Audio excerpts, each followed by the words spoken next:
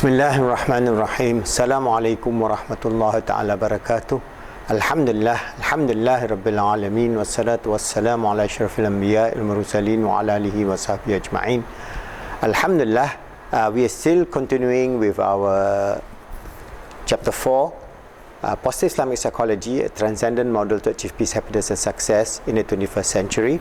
And today we are going to discuss on this idea of cognitive dissonance. So within the perspective of Islamic value system, this idea has been propounded in the Al-Quranul Kareem and in various hadith of the Prophet. There are many areas where Allah admonishes those who say something and do another thing.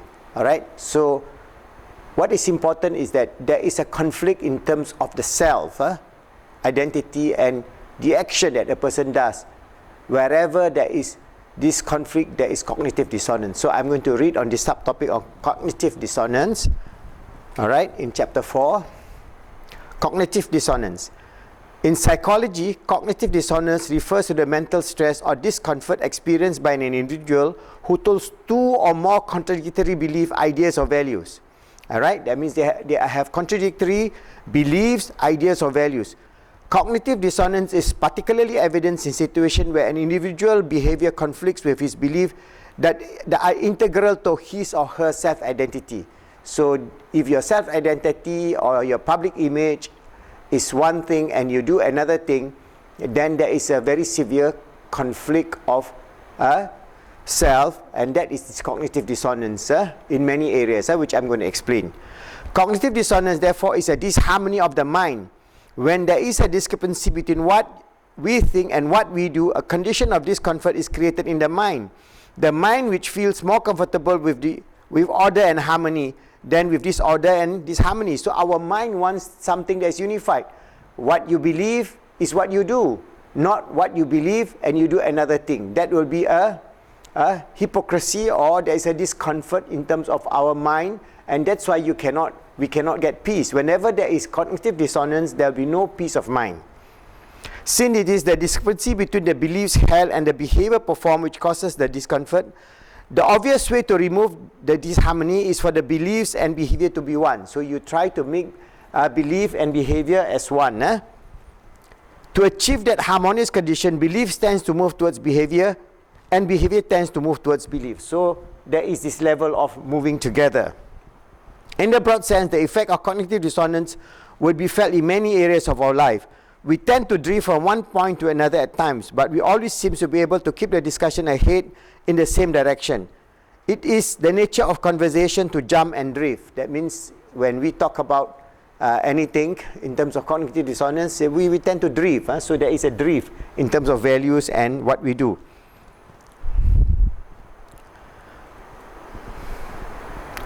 One thing we discussed earlier was a self-fulfilling prophecy. The resulting effect of self-fulfilling prophecy was that anything a person believes will happen becomes more likely to happen. Consciousness at the level of human level become complex almost beyond present understanding. There are many factors will result in our beliefs becoming more likely to our reality. Some of these factors we are aware of and some we are not yet to understand. Among these factors which are presently aware, cognitive dissonance is a major influence in the occurrence of the self-fulfilling prophecy. Although I describe cognitive dissonance as a discomfort of the mind, we are often not necessarily aware of the condition. It is well within human potential to be fully aware of the condition and the circumstances of cognitive dissonance. As in many realms of human endeavor, most people fail to realize their potential. While the mental discomfort is invariably perceived, the cause are seldom known. When we fail to be aware of the reality of our circumstances, it greatly increases the chance of making wrong decisions in our life. We must know the truth in all things to maximize our developmental progression. The effect of cognitive dissonance is experienced not only by individuals but by social groups of all sizes. Indeed, all human society can be affected by this type of harmony of the collective mind. When there is a discrepancy between any widely held belief in society and the behavior of the society in that respect to that belief, then the collective mind of the society experiences comfort. The result is the same as if of that of the individual. Social belief tends to move towards an ongoing behavior pattern, and social behavior tends to move towards a widely held belief. So this is the understanding we have cognitive dissonance at the individual level. That means the self, then we have the community or the family, cognitive dissonance within the family, then we have the community and society. So today in the 21st century, we have cognitive dissonance in terms of the global society. We have global societies that talk about, for example, of peace, of justice, but doing exactly opposite. There is oppression, there is a lot of evil being done by people who profess to say that we are doing good. For example, in the Al-Quran, Allah subhanahu wa ta'ala tells us that we should not create mischief or destruction on earth. So we have great powers who is creating mischief and destruction, not only in terms of creating new wars, conducting all kind of things that causes destruction in many countries in the world. People who are living in mud hut are being bombed by drones, but also in terms of the environmental destruction. We have a collective dissonance in so far as human society. So what does the human society says about this environment and ecology? Oh, never mind, we just cut all the forests, enjoy our life, all right, burn out more fossil fuel, put more CO2 onto this earth, don't worry about tomorrow. So that is a cognitive dissonance. We know we are killing this planet earth and we are destroying the lives of our grandchildren, great-grandchildren and so on. So within 100 years, this earth is no more the earth that we used to do. Now we have extreme weather pattern. That is just a foretaste of the extreme destruction because of the excess use of fossil fuel, because of the CO2 level, because of the temperature rise, because of the sea level rise and so on. So there is a cognitive dissonance in terms of human behavior. Here we say, okay, we want to save this planet, but our action does not reflect that. So our beliefs, our values and what we say is incongruent. There is no congruency. So incongruent here to the action that we do. So we say we want to save the planet, but what we do, our action is destructive. We destroy the planet. So this incongruent.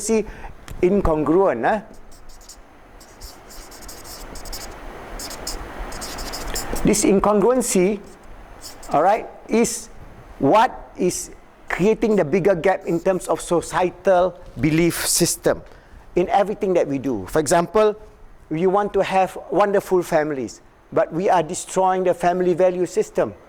All right, we want to have justice in the world, but we are creating more injustice in the world, and so on. So as long there is this incongruency, there is at the societal level, but individually we are having this. That's when the Al-Quran Al-Karim, Allah subhanahu wa ta'ala tells us the sign of a hypocrite is where Allah tells us, oh, you who believe, do not say what you do not do.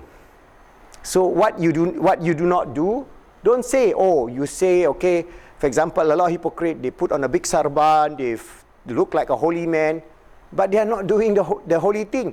They become, there are many cases where they are rapists. They rape their followers. Okay, so you have the values in which they propound and the action that what you do is incongruency.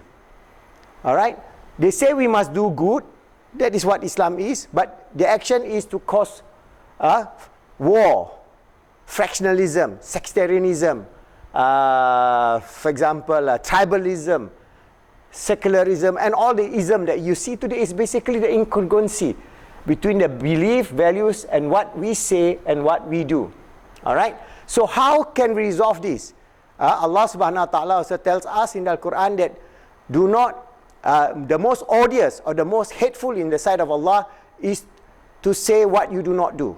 So this is a sign of a munafiq. There are 4 signs of munafiq. One is a sign, one of these signs is being a munafiq. You don't keep your promise and so on. So saying great things and not doing what you say is odious or it is hateful in the sight of Allah subhanahu wa ta'ala. This is in the Quran. So this whole concept of cognitive dissonance is prevalent in human society even before our time. It started with Nabi Adam alayhi salam. So you can see the story of Abel and Cain. You can see this idea of cognitive dissonance already manifested within the human psyche. So what is important for us is how we're going to integrate our belief, values and action to our action. So we have to move towards.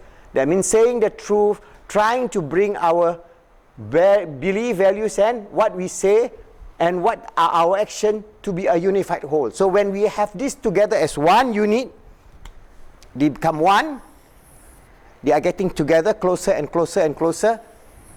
We have a congruency in terms of our psyche. All right?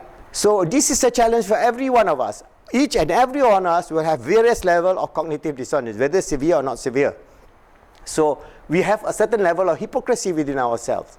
All right? Whether it's severe or not severe. But it is the journey of life. The journey of being a mu'min and a Muslim. The journey of realizing this beautiful deen for us, that Allah wants us to be congruent in terms of our belief and our action. So when we have that, then we have Iman. And when we have Iman, then we see the beauty of living a good life in terms of our reliance on Allah subhanahu wa ta'ala, in terms of He accepting our prayer, our dua, our ibadah, and so on. Because if, for example, if we do our ibadah, there are stories, for example, one great sheikh, he always go to the mosque, and whenever he goes, he will make sure that he's on the front row. All right, this is the story of a great sheikh, and he will go there, and he was always on the front row for 40 years. One day, he came late, and the front row was taken up. So instead of taking the back row, he tell to himself, oh, if I come 40 years, I have been in the front row. If I'm on the second row, then I'm, it is a shame on me. So he went home. He did not pray, and he prayed alone. And then when he realized all his prayer for 40 years was based on his self-pride.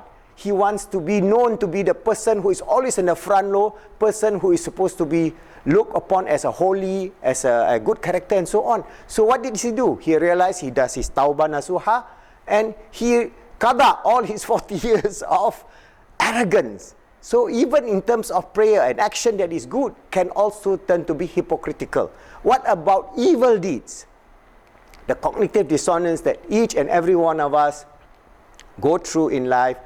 So that's why it's very important for us Muslims to humble ourselves, to ask Allah subhanahu wa ta'ala to guide us, so that we are doing our deeds with full sincerity in the service of Allah subhanahu wa ta'ala, and also reducing our cognitive dissonance, and try to be congruent in between what we say and what we do, so that we receive the fullness of Iman, the fullness of being the true and sincere servant of Allah, the fullness of being the Caliph of Allah, always striving to make ourselves good, helping others to be good, and making the world good, inshallah.